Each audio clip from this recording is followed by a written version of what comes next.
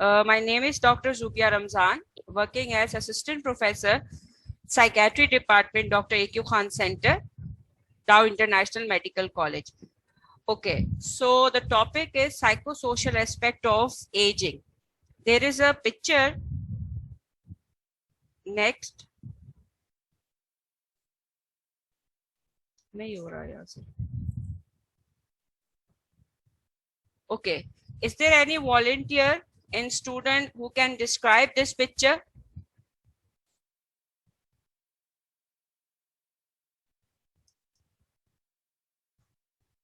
Any student describe this picture in and, okay? Or I can unmute you to describe me this picture. इसको बच्चों के लिए ना थोड़ा सा खोल दें. अनम्यूट है तो वो बीच में हम लोग खुलवाते हैं ना क्विज के लिए, उसके लिए तो वो बोलेंगे. Okay, any volunteer describe this picture.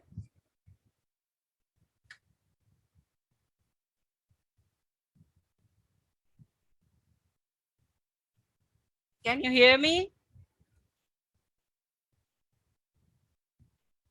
Picture of an old man standing and he support himself with the help of stick.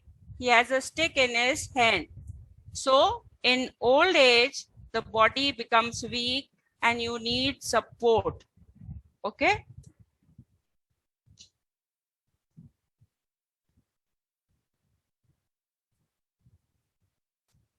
Okay, the objective of our lecture today is you are able to know about the aging, able to know about the biological, psychological, and social changes of aging, and able to apply that knowledge clinically.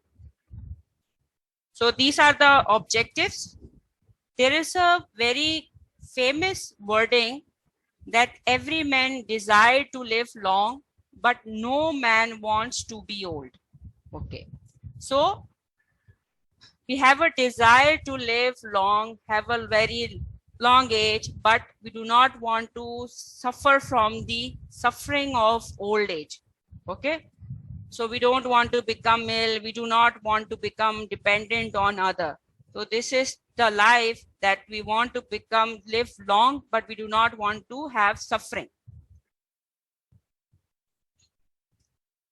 Now there are common terms that you should be able to know.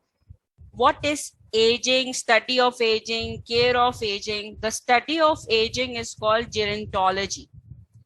Okay, somebody told you that I am a gerontologist, so it's mean that they are studying on aging. And if a doctor told you that I am a geriatric doctor, so it's mean they are caring of aging people. And how aging start, what is the age criteria? So it's a late adulthood or usually start when the portion of your human life cycle begins at the age of 65 years. So 65 years after the age of retirement. Mostly in Pakistan, the peoples are retired at the age of 60 years. So 5 years later, the retirement age, then comes the late adulthood or the process of aging. So age limit is 65 years. Okay. How can define the process of aging? Aging or process of senescence. Senescence, when the sensory system is lost, when it's not working most properly, it's characterized by gradual decline in the functioning of all body system. So aging or senescence is somewhat near about the same term, in which when there is a decline in the body functions. Okay, your brain is not working properly, your heart is not working properly, lungs not working properly, they need some support. Okay, so this is the process of aging. Now there is a quiz. The process of aging starts from the age of, there are options A, B, and C. So it starts with the age of 55, 60, or 65.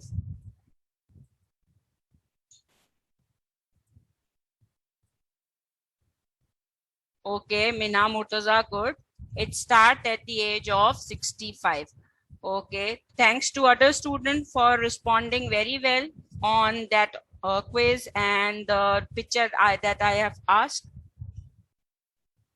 So the process of aging starts from the age of 65. I have made this quiz to make you alert and you attentive in between the lecture. Okay, so this is the requirement of online class. So the biological changes, our second objective is to that you should be able to know about the biological changes of aging. Biology means your makeup or your physical makeup of the body. So when the person gets old at the age of 65, the weight and volume of the brain is decreases by 5 to 20% of the normal weight of volume of brain. This is the normal aging process. It will happen to all person who are going through the stages of aging. The ventricle and subarachnoid space also increases in size. I was unable to show you the CT scan.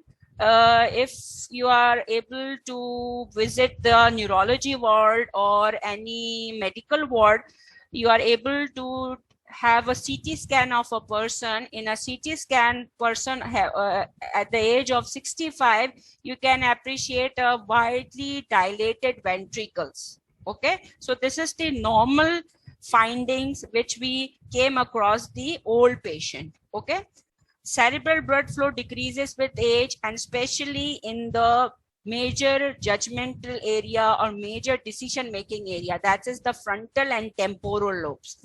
Okay, so cerebral blood flow, we can assess the cerebral blood flow with a functional MRI. Okay, functional MRI is a very expensive investigation. We do not go across very routinely. We just go across the investigate the CT scan and MRI. If we just want to know about the vascularity of a brain, then we go for the functional MRI.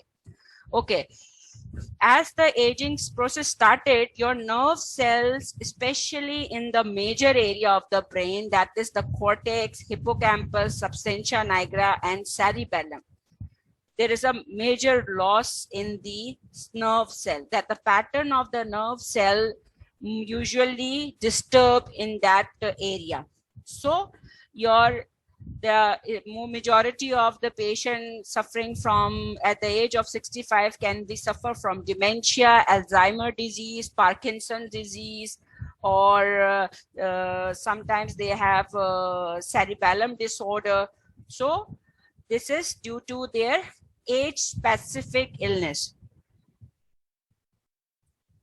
Then other biological changes of aging, that there is a link between some neurofilaments and microtubules, which you called as tau protein, which can accumulate to form a neurofibril tangle in some nerve cell. And these neurofibril tangles is found in Alzheimer patients. Okay, so you have to be specific whether when you are doing the investigation on an old patient, so what you are getting. Neurofilaments or microtubules, these proteins are very specific investigation, and these are very, very expensive. So we do not investigate these things very routinely.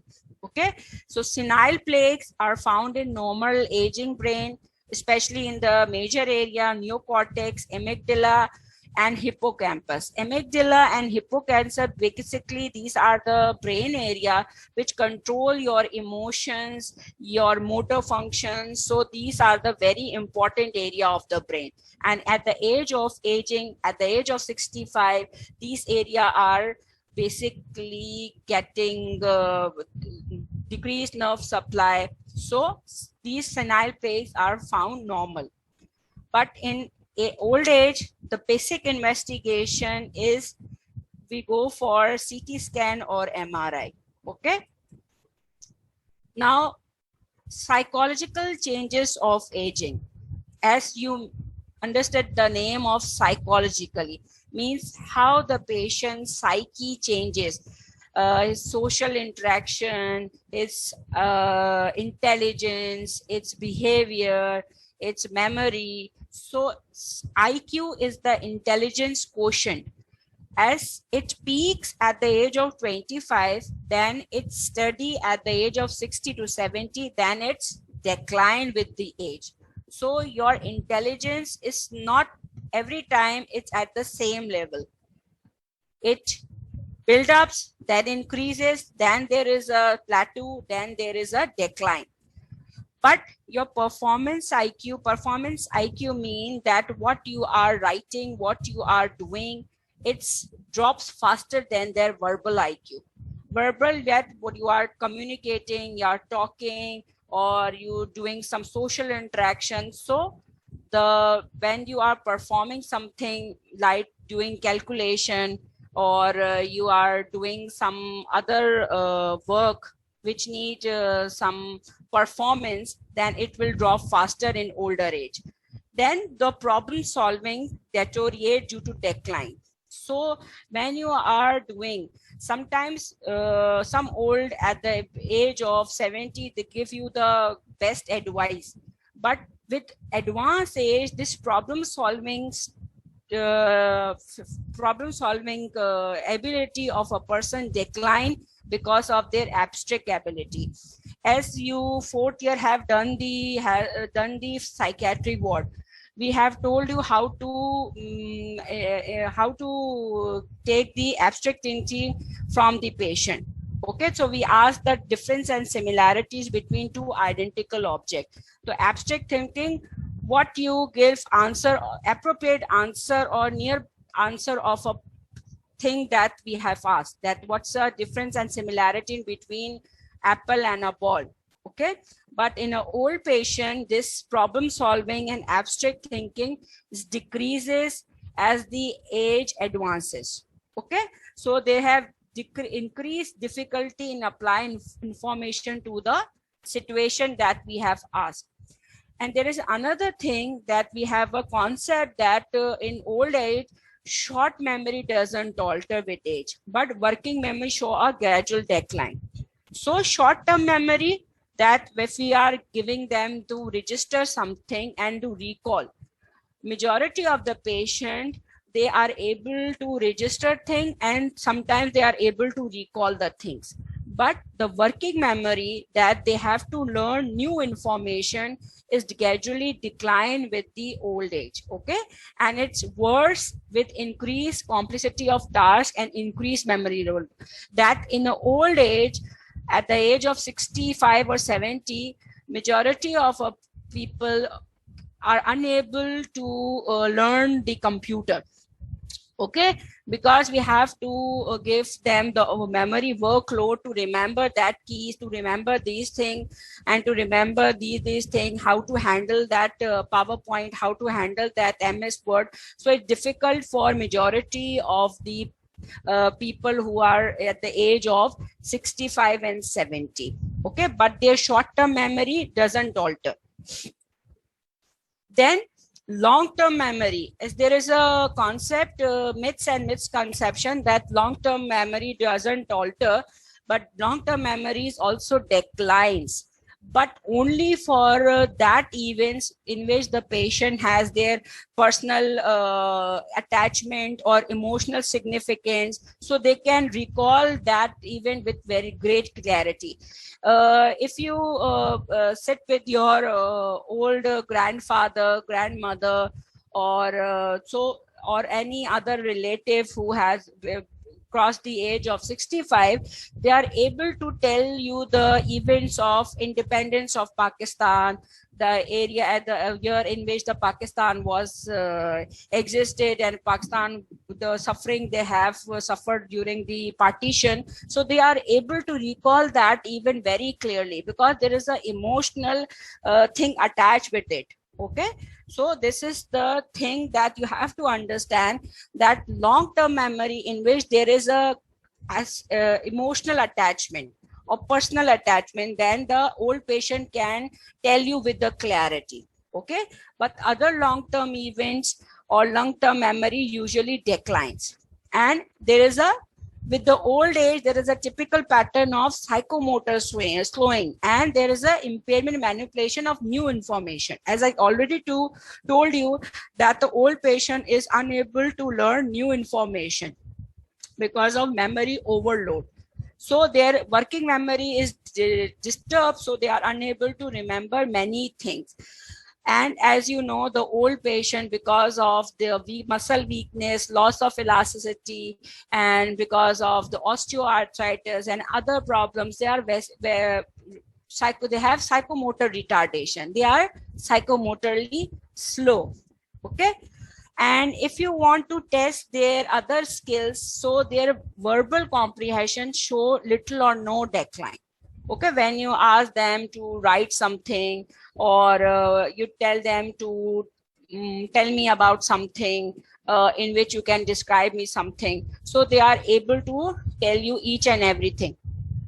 Okay, so their verbal performance or verbal IQ is not declining, but their performance IQ is declining. And emotional experience is very, very important. As I told you that if there is a significant event in their life, so they are able to tell you the details of each event of their life. So there is an emotional experience improve with the age. Okay. There is another quiz. Which memory doesn't alter with the age? Can anybody volunteer? Which memory doesn't alter with the age? It's a long-term memory, it's a short-term memory, or it's a working memory? Yes, it's a short-term memory. Some say, Aisha, it's long-term memory. As I told you, the short-term memory doesn't alter with the age. Okay, long-term memory declines with the age. Working memory also not decline with the age. Working memory declines and long-term memory declines with the age, because they have not capacity to remember the workload or learn new information. So short-term memory is the thing which doesn't alter with the age.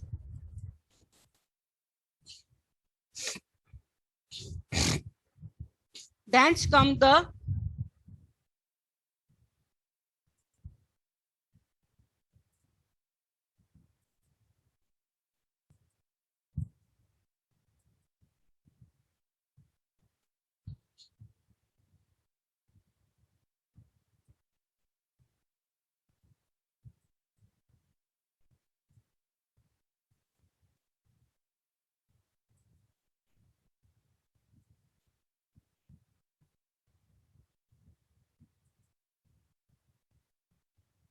okay. So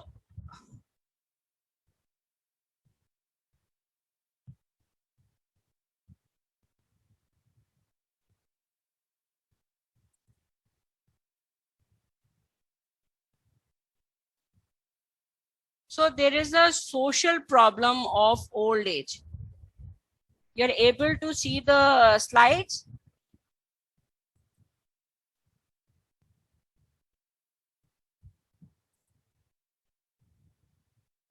Okay. There is a social problem of the old age. That serious problem is the loss of income. Okay. If somebody asks you what is the social problem of the old age, social means that the way they interact with the people, the way they live in the world, the way they live in the society.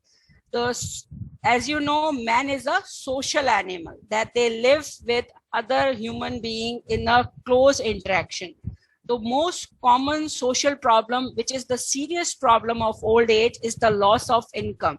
As you know, the retirement age is at the age of 60 years. So they are loss of their fund, they have their pension coming. Sometimes there is a problem in pension. So the serious problem is the loss of income.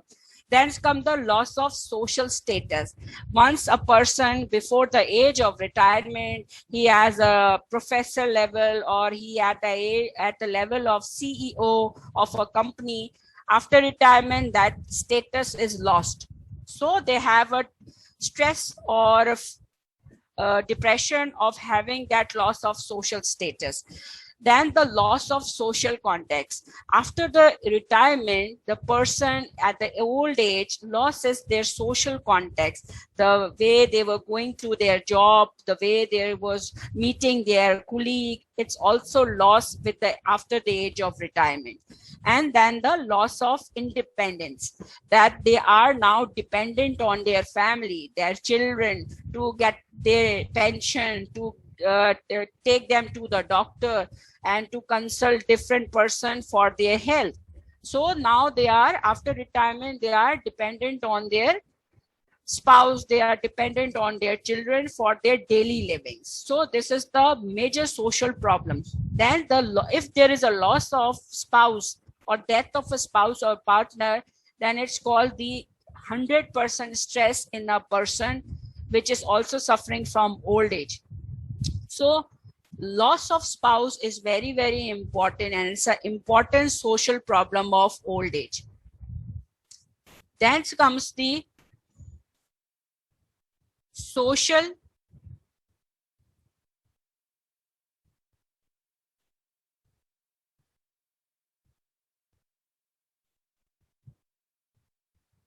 That's the successful aging.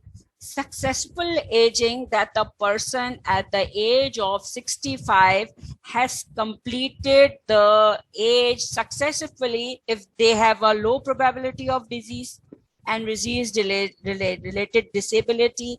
It means that they have enjoyed their life without any disease. They have no diabetes, no hypertension, no osteoarthritis, no such any medical illness. Okay, and they have no disability, that they are handicapped or they are dependent on the wheelchair or stick. So this is the successful aging.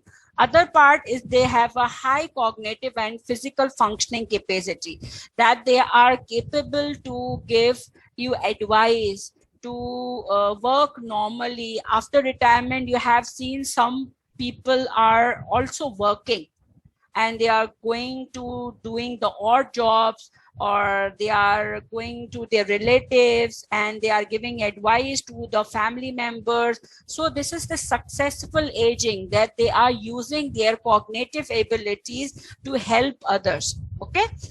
And third is the active engagement with the life.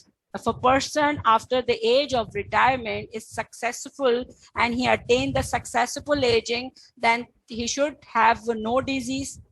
He should have a capacity to give information or give advice to the family members, and they are actively engaged in their life. Okay, that they are not isolated. They are living with the people and they are advising, they are helping. So this is the successful stages of aging. Then development or during the old age. The development during the old age is very, very important. Okay, I will answer your query at the end of the lecture. Development during the old age is very, very important. If you have an interest to learn about the development of a human being, so you can go through the stages of Erik Erikson. Okay, you can find the Erik Erikson developmental stages at the Google. Just write down the Erik Erikson stages of development. So it starts with the birth and it ends with the death of a person. So at the age of old age, bring with the core conflict. The conflict is the integrity versus despair. Integrity means that a person who's retired after the age of retirement having a feeling of satisfaction that they have lived very well and they have achieved everything which they want to achieve. They have given good education to their children, and they have earned a lot, or they have done a lot for the family. Now they are happily to go to another life, or they are happily to die. So this is the integrity, the sense of integrity, the power of wisdom. They are helping other by giving the advice in their complex situation. Whenever there is a problem, the old person in a family is helping the family members to come to a one decision, to come to a conclusion of a problem. So this is the integrity of that person. But without this integrity, the person will enter into the sense of despair. Despair means they are hopeless, and there is a fear that time is going out and I have done nothing. I have done nothing for myself. I have done nothing for my children, and I haven't lived the life, satisfied life. So this despair will cause the irritability, anger, disgust, nagging behavior, and fear of that. So if you want to have a successful aging, then you have to resolve the conflict. So if there is an integrity, a person will die happily. But if a person having despair, he is unable to die happily. He has a fear of death. He has depression. He has stress. He has a nagging behavior, bargaining with the God that God gives me more chance so I can work something. Okay, so this development stages is very, very important. And if you have interest, you should search in Google of the stages of Erik Erikson. Okay, there is a quiz. Despair in an old age can cause anxiety, fear of death, or psychosis. Despair in the old age can cause anxiety, fear of death, or psychosis. Okay, good. Priyanka. Okay, Priyanka. Anosha. Okay, majority of students are correct. It's a despair in old age can cause fear of death, because they have they believe that they are not lived their life wholly, or they are not satisfied with their life. So it can cause the fear of death, that they need more time to. Okay, this is the second last slide of our lecture. It's a clinical scenario that my objective that you are able to clinically apply that knowledge, what you have learned in the psychosocial aspect of aging. So in an outpatient clinic, a 80 years old male was brought by his family. Patient is on wheelchair, looking pale, unkempt, and worried. How will you manage this patient? Any thought?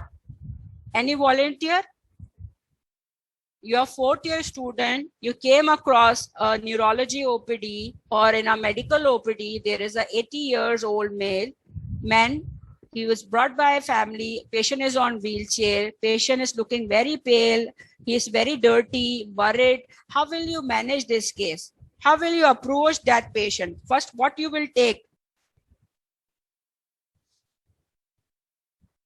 Any volunteer? How will you start the management of that patient? What you will do? First, yes, Amna and Mina, yes. First, you will ask the history. History is the important. Whenever a patient comes to us, our work is to take history.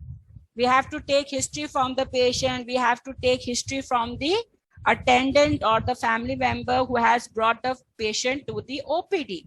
So we will take the history.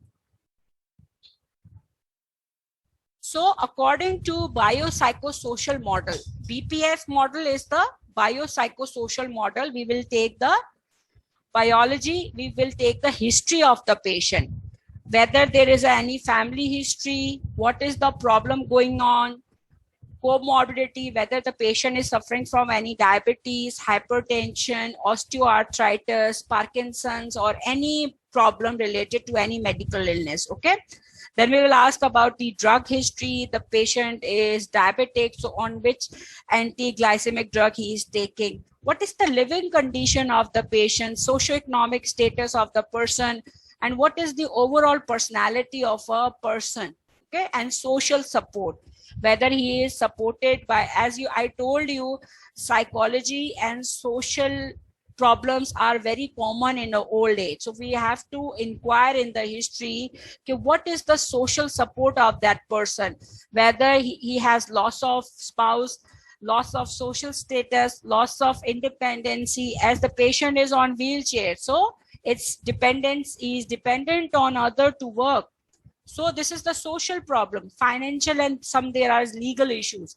Financial issues, that they are loss of income, loss of job. So now they are dependent on the family members for their financial status, for their financial needs. Legal issues at the age of old age, that they have a low capacity, they are unable to give their consent, they are unable to make decisions. So they have a property issue, they have a will problems, advance directives. So this is very important in the old age. They have a many legal issues. Then comes the examination. If a person with the age of 80 years, first I have to examine. CNS, central nervous system, is very important to know whether this patient is suffering from any neurological disorder or not. So cognitive function is very important. Cranial nerve is very important, and motor and sensory system. Then MSc is the mental state examination. Mental state examination is very important for the psychiatry, because we are able to know about any psychiatric illness going on. This patient is unkempt, he is worried, and he is very pale, and he is on wheelchair. What's going on? Why he is not taking care of himself? So mental state examination is able to know about the patient status. Then investigation. I told you between the lecture that investigation is also important. 80 to 90% history and examination is important. Then 10% is investigation important. In old age, primary investigation, you will go for the blood CP to know about the status of the hemoglobin, why that patient is so pale. Is there any infection going on or not?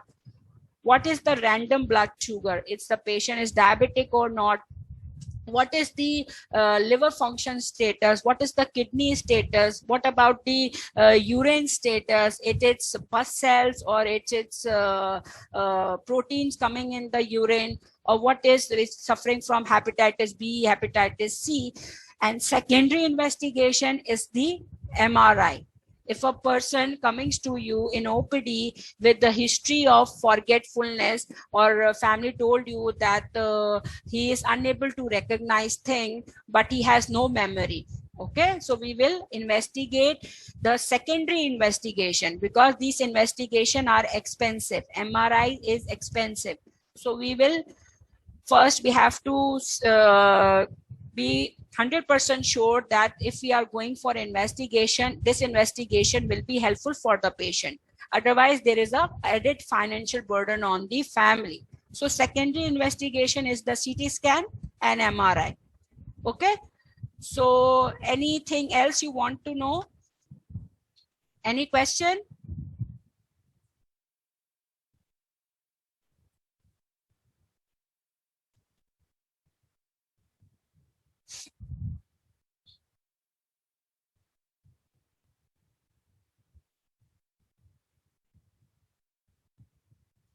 Any questions so far?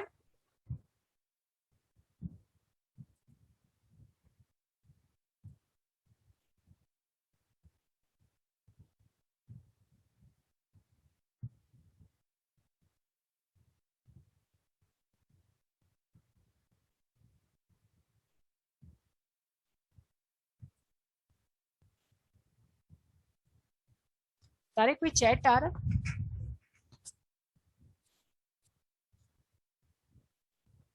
Students,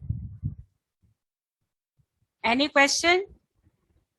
Is there any query you want me to answer?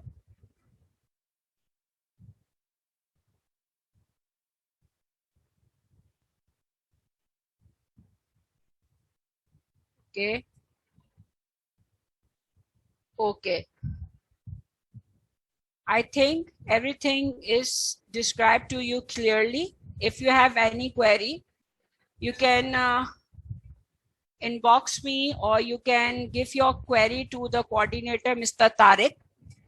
If you want to have lecture, I have uploaded this lecture at LMS. Okay, so you can have that lecture. This lecture is uploaded in learning management system. Okay, so you can have that lecture. Okay.